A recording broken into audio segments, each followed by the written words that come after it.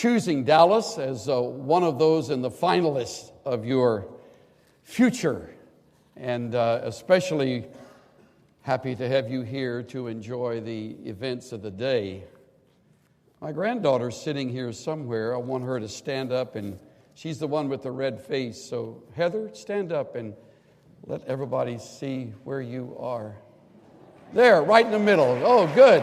All right.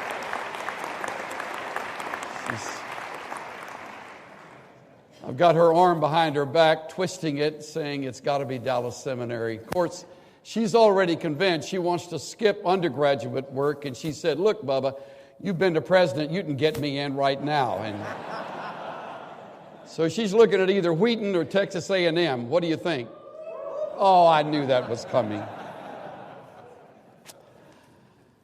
I want to talk to you today about something that will make or break your years at Dallas Seminary. What I have to say has really very little, if anything, to do with academics. It has very little to do with grade point average, probably nothing, truth be told. What I want to talk about, however, has everything to do with your future. How you will relate to people, how influential and significant the places you minister will become, and most of all, how deeply different you will be as a person if you learn to control this problem. I want to talk about attitude. Really, a part of attitude that comes out in complaining and grumbling and grousing, and there's another word that I won't mention, but it also fits. It has to do with the stuff that comes out of our mouths because we don't like what's going on, or we wish it were different, or it isn't like we expected, and on and on and on it goes.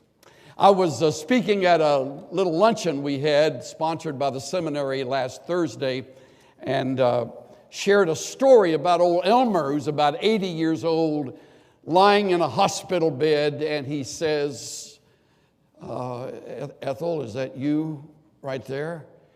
And his wife of 56 years says, yeah, Elmer, it's me. I'm right here. He opened one eye and he said, I remember 55 years ago being in a veterans hospital in San Francisco. You were right there then too, weren't you, Ethel? She said, yeah, I was right there. And he said, I remember in 64 when we lost our house, burned to the ground. You were right there then, weren't you? When we lost our house, lost everything. She sighed and thought back and said, yeah, I was right there.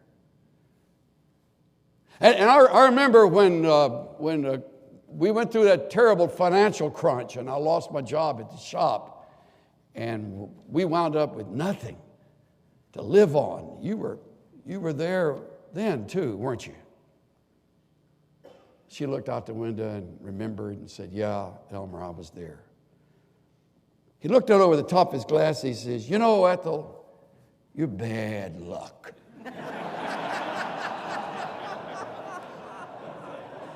You know, you try to think about living with a guy like that for 56 years. Some people see the glass as half full, and others see the same glass as what? Half empty. It's the same glass, same amount of water, same set of circumstances. The difference is in attitude. Tucked away in Philippians 2 is one verse that can haunt you on this subject. It is at verse 14 in this great second chapter, which we tend to stop reading about verse 11, unfortunately. And verse 14 sort of slides in the back door and grabs you around the throat. It's a direct command, and Paul doesn't stutter, and the writing is clear. Little more is seen in the verse, even if you knew the original. he names two things we're to stop doing. He makes it so clear you can't miss it. Do all things without grumbling or disputing. I remember taking a Greek class with Stan Toussaint. Is he here today? I was going to look at him when I told this story. I remember his saying, now, gentlemen, back then it was all men at the seminary. He said, now, gentlemen, this is an onomatopoetic word. I thought, boy, that'll change your life right there. And he said it's one of those words that sounds like its meaning, like drip, drip, drip, or swoosh, or maybe murmur, which is this one, gogudzo. So he kind of walked around the class going, gogudzo, gogudzo, gogudzo. It's one of the few Greek words I remember without ever checking now. It just kind of stuck in my mind. It sounds like gogudzo, gogudzo, murmuring. I can't believe it, tuition. It's so expensive. I can't believe the weather in Dallas is so hot. I mean, who does Dr. So-and-so think I am? A computer giving us all this reading. And why do we have to take this course?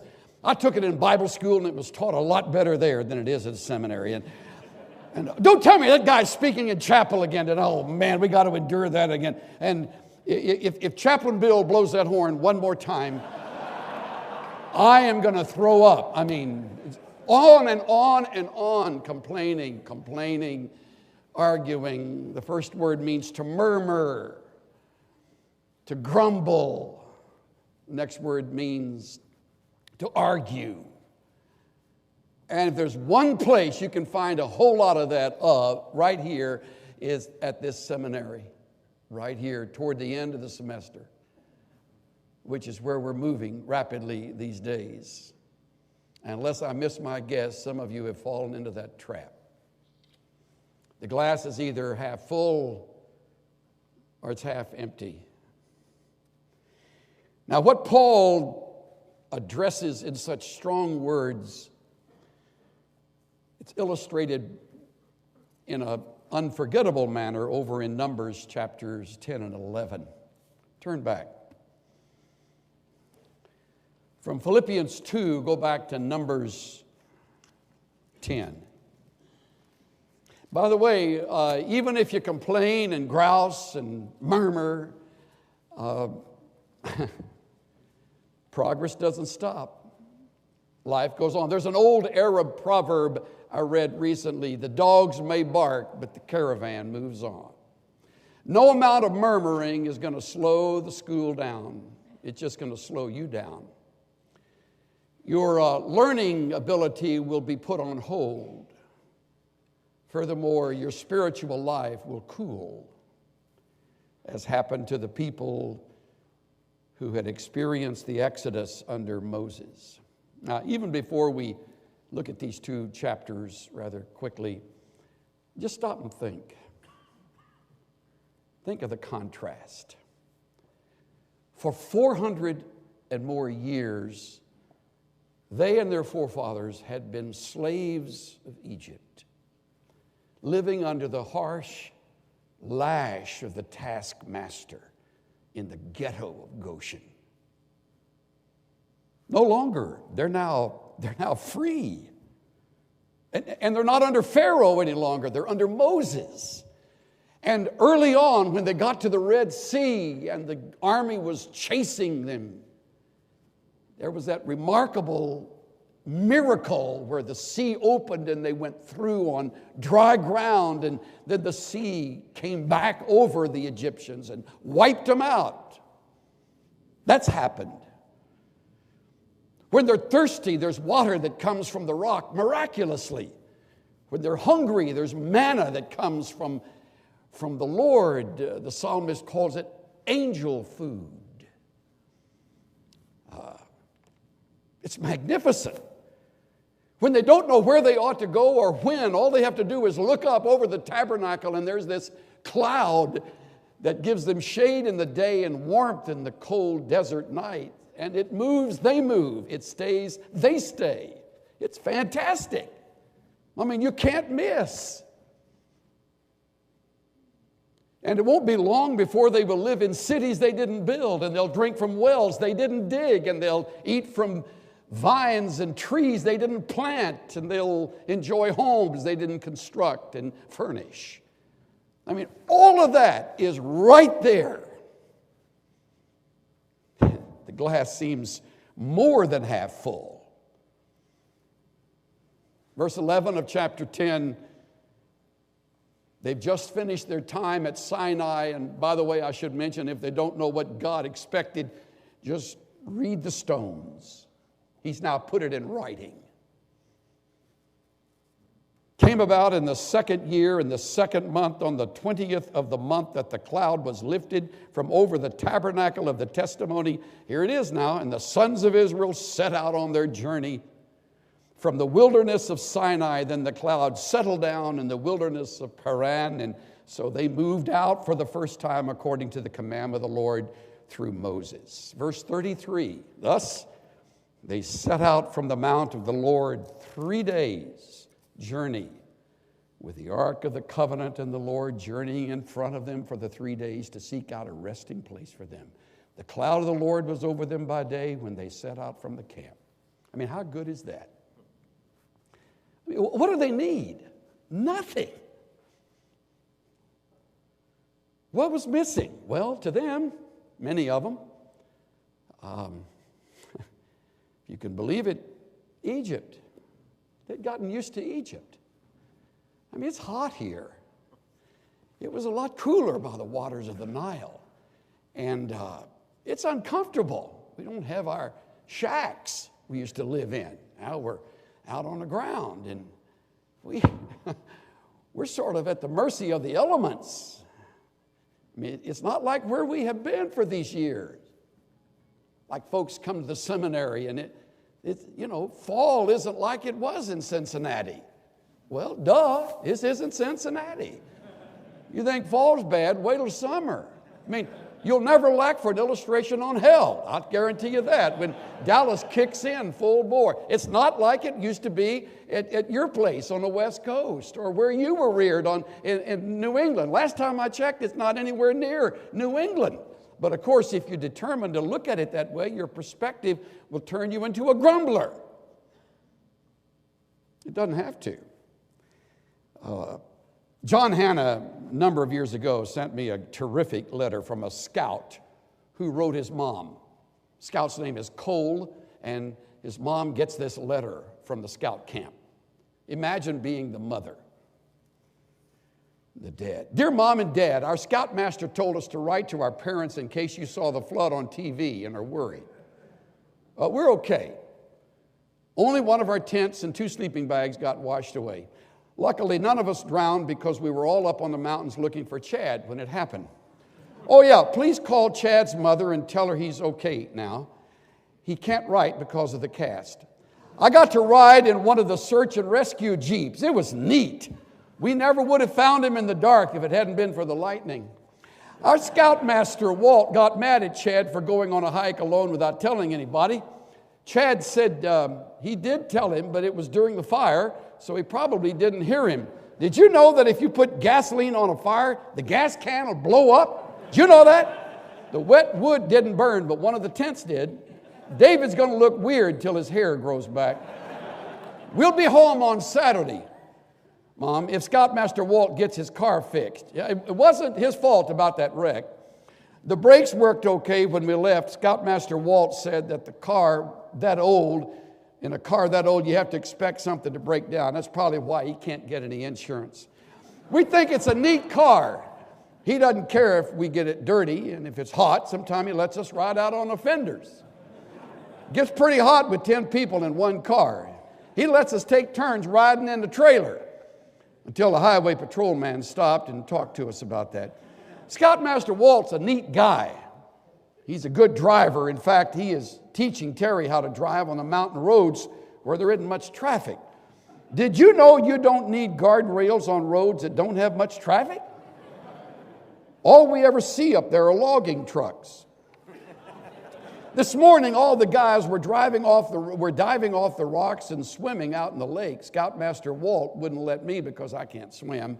And Chad was afraid he would sink because of his cast. So he let us take a canoe all by ourselves across this big lake. It was great. You could still see some of the trees under the water from a flood. Scoutmaster Walt isn't crabby like some scoutmasters. He didn't even get mad about our losing the life jackets. He has to spend a lot of time working on the car, so we're trying not to cause him any trouble. Guess what? We've all passed our first aid merit badges. When Dave dove in the lake and cut his arm, we got to see how a tourniquet works. Wade and I threw up, but Scoutmaster Walt said it probably was just food poisoning from the leftover chicken. He said they got sick that way with food they ate in prison. I'm really glad he got out and became our scoutmaster. He said he sure figured out how to get things done better while he was doing time. I have to go now. We're going to town to mail our letters and buy bullets. Don't worry, Mom. Don't worry about anything. We're fine. Love, Cole. Now, there's a kid that's got a lot of things to complain about, but he's not complaining. Life's great. Life's great when you're a kid. You get kind of grousy when you get older, and you start thinking about all this. I mean, can you imagine that mother? Ralph, come here. Listen. I mean, all she could think of was the danger. Not that kid, not Cole. Man, he's having the time of his life. What in the world's wrong with these people? Why in the world do we read what we read in verses 1 through 6 of chapter 11? The people became like those who complain of adversity in the hearing of the Lord. And when the Lord heard it, his anger was kindled, and the fire of the Lord burned among them and consumed some of the outskirts of the camp. Hebrew's a little squirrely here. It seems to best say, now the people became truly murmurous, an offense to the Lord's ears. Don't forget that. Things got a little hot. Things got a little long. Diet got a little boring. Classes got a little wearisome. Moses got a little tired. Life got a little oppressive. The people cried out to Moses, and Moses prayed to the Lord, and the fire died out. So the name of the place is called Taberah, because the fire of the Lord burned among them. Now please keep reading. There's a whole new group that emerges. There's some of this group in every student body. Text here calls it the rabble. The rabble. They're the ones who lead the complaining that's going on in the student body. The rabble who were among them had greedy desires, and also the sons of Israel wept again and said, who will give us meat to eat? They got manna coming out the wazoo. I mean, every day they want to have something to eat. All they got to do is wait till the morning caterer arrives. It's going to come. It's going to be fresh. I know. They got to go back to Moses, his wife's 1,001 Ways to Cook Manna cookbook in order to know how to keep it fresh.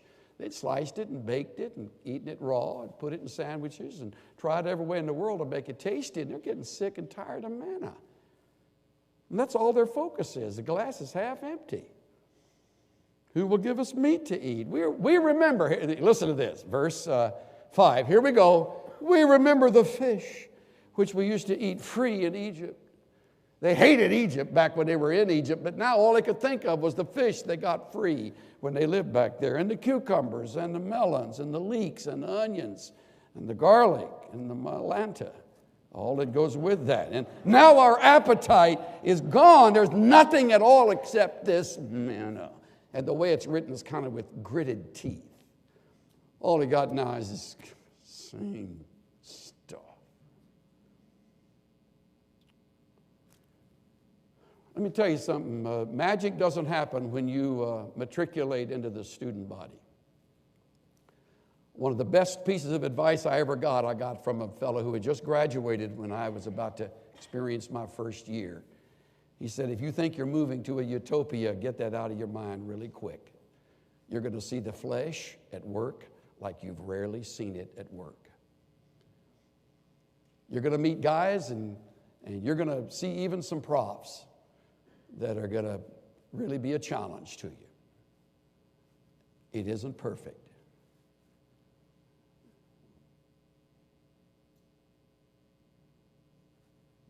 but it's magnificent, depending on your attitude.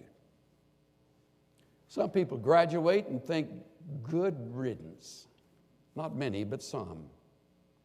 Most of us graduated thinking, boy, that was a major, major milestone. I've spent the rest of my years saying, thank you, Lord. Thank you. For a handful of faculty members who would invest their lives in me and my classmates. Thank you for principles that I was able to pick up.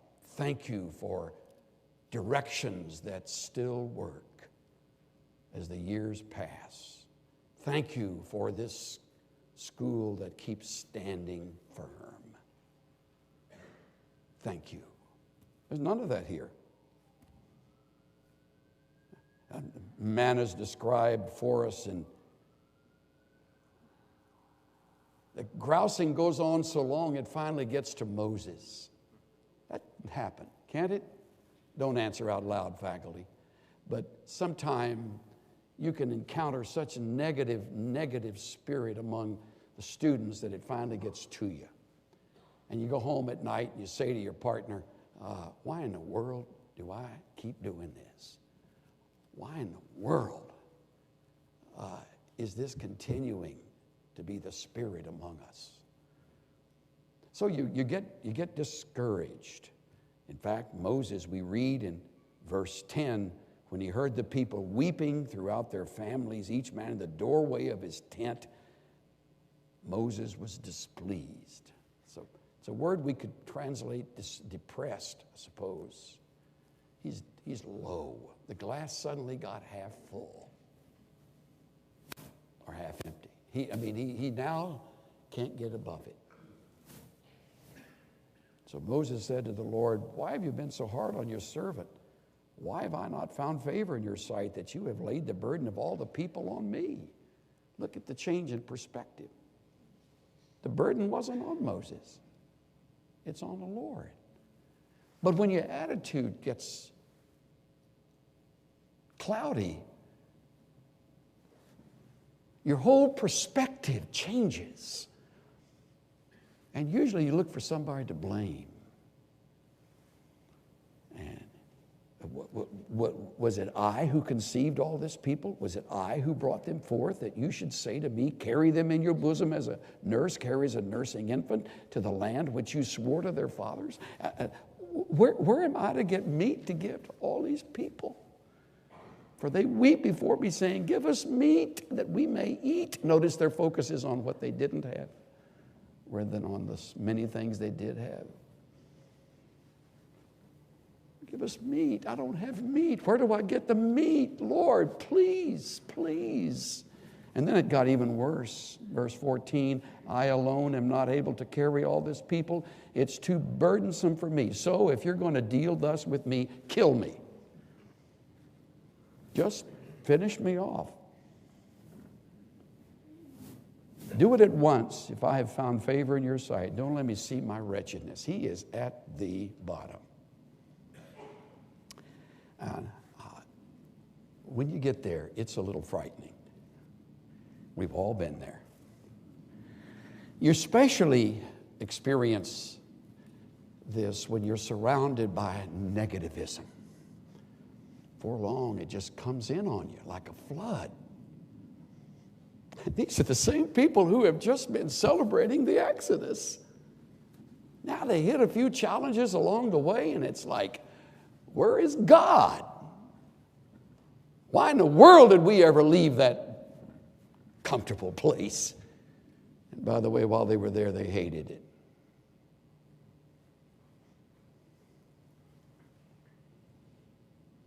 So the Lord steps on the scene, and as he always does, he brings answers that are surprising.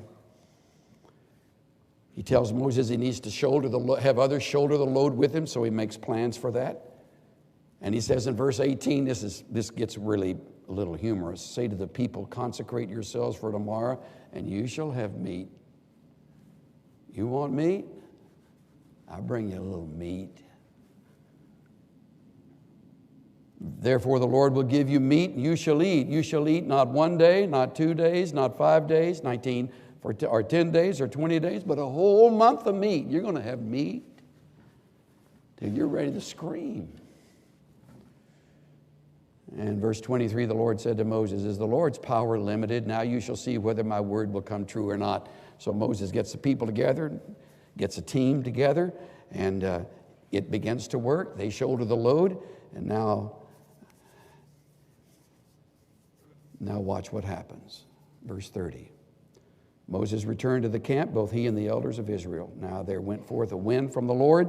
It brought quail from the sea and let them fall beside the camp, about a day's journey on this side and a day's journey on the other side, all around the camp, 2 cubits deep on the surface of the ground.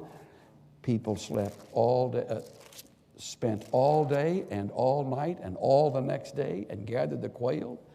He who gathered last gathered 10 omers, and they spread them out for themselves all around the camp.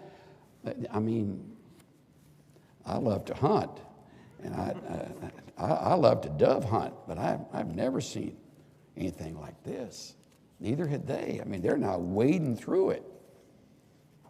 Ron Allen, in his work on Expositor's Bible Commentary, writes this. This is so like Ron. The scene must have been similar to a riot. People screaming, birds flapping their wings everywhere, the pell-mell movement of meat-hungry people in a sea of birds. Dare we picture people ripping at the birds, eating flesh before cooking it?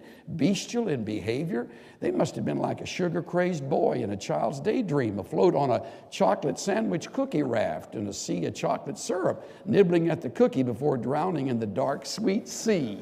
Isn't that a good way to put it? I bet the editor of this goes, I want to keep that in that.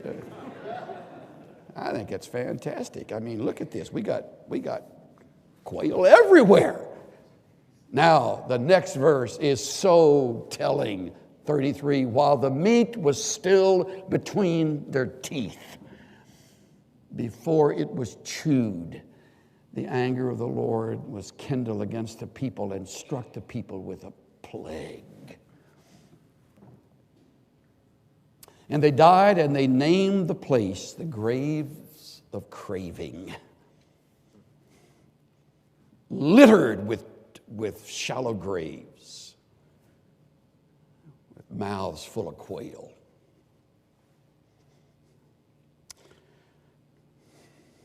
Amazing.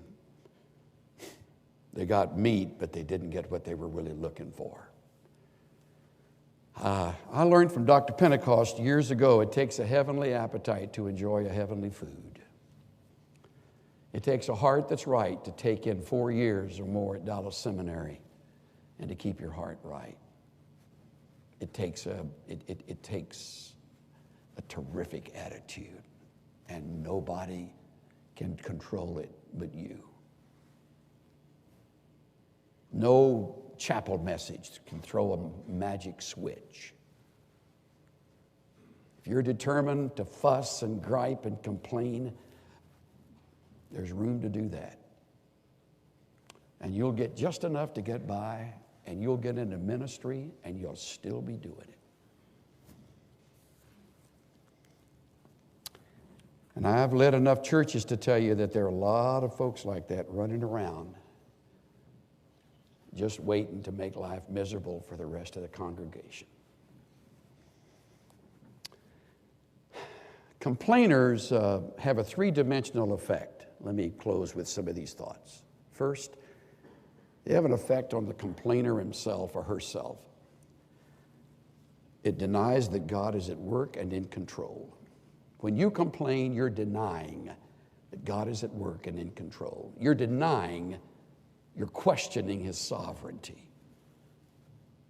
He is not surprised at the workload, and He is not taken back at your situation. He knows exactly what He is about. But you begin to deny that.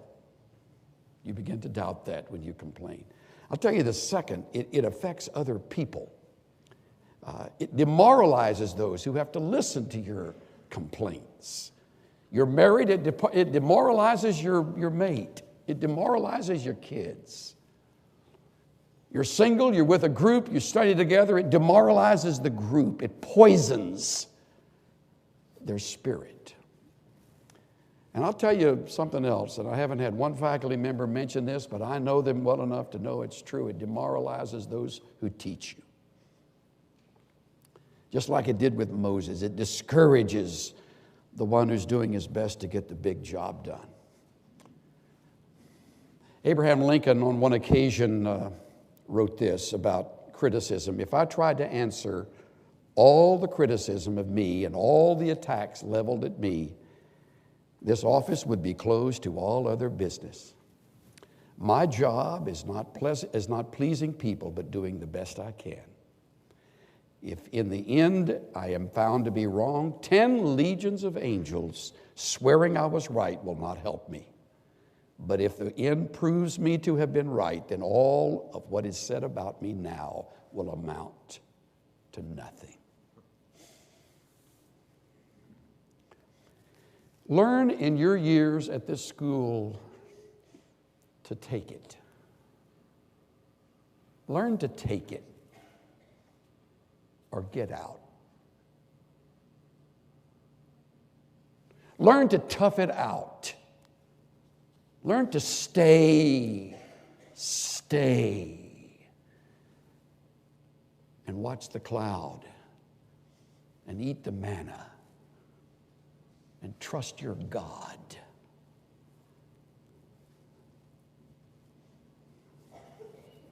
Face it, our blessings have far outnumbered our testings. Our future is far more exciting than our past. Our training is far ahead of the majority of those in the world who would love to know their Bibles.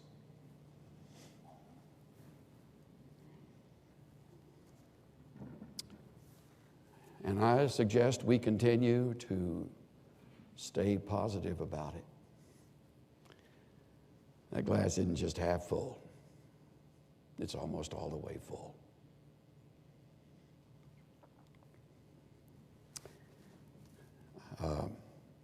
Ken Gangle taught here for years, left in his legacy a number of great books. One is called Coaching Ministry Teams. In it, I found this story from Ken. When I began my doctoral study many years ago, I interviewed at 2 institutions, one of which was the University of Kansas. When I visited with the graduate dean in the School of Education at that school, we had a fascinating conversation that went something like this. Did you say you are an administrator at a Bible college? Asked the dean. Yes. Is that a church-related school of some kind? Yeah. Certainly church-related, but not affiliated with any particular denomination. Long pause. I used to go to church, said the dean. Really? Tell me about it, responded Dr. Gangle. Yeah, I used to go to church, and I remember one thing about my church. What is that? They fight.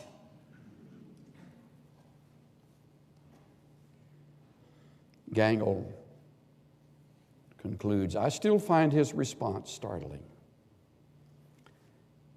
Imagine the things he could have named: preaching, baptizing, buildings, music, laughter, denominational affiliation. Yet the man chooses to associate church people with quarreling. In a discussion with a person he had known for not more than 10 minutes. I love his summary statement.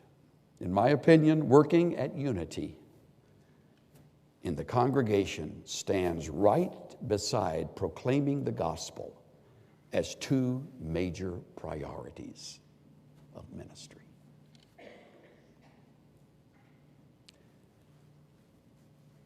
Conquer your attitude before you step into service full time. If you don't, you're going to be part of the problem. We don't need any more fighters. We need builders. Those excited about what God's doing. Attitude of gratitude. A spirit that says, I can do this by the grace of God. Let's bow together.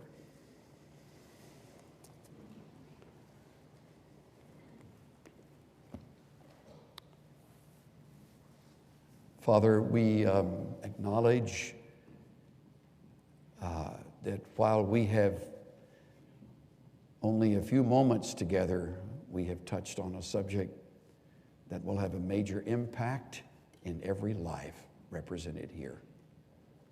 Those on the platform, those filling this chapel, those not even hearing what has been said. I realize now in my life from your teaching me, Lord, that attitude really is at the core of everything. Where it has become soiled and spoiled, I pray that you will clean it up. Get it back on its right feet. Change our hearts, Lord, so that we see the great things you're still doing, while not ignoring the challenge and the demands of the responsibilities. Thank you for this fine school, for the people who have filled these seats in years past, for the impact they are having in lives around the world. Continue to raise up men and women like that. Begin even during these years of learning in every heart. I pray in the name of Jesus.